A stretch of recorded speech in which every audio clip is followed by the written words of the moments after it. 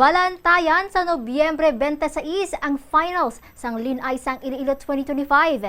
Ini among ikatatlong edisyon sang among pageant kag ang napilian nga venue amo ang Pasay City Arena umpisa alas 3 sa hapon.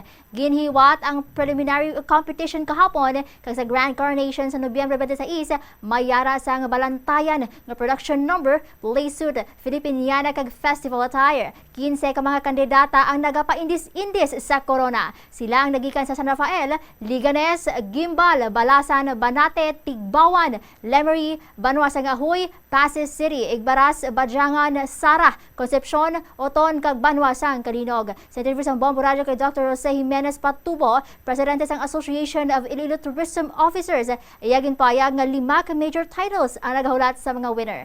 Ini ang mo ang Lin-ay Iloilo, Lin-ay Turismo, Lin-ay Taliyambong, Lin-ay Maragtas, kag Lin-ay Panublion.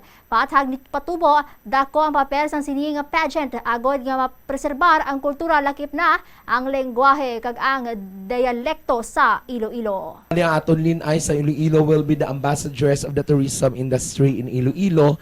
There will be also a catalyst towards preservation sang aton kaya ang aton opisina may 4 ka mga mayor nga ginauyatan gid: tourism, culture, arts, and history.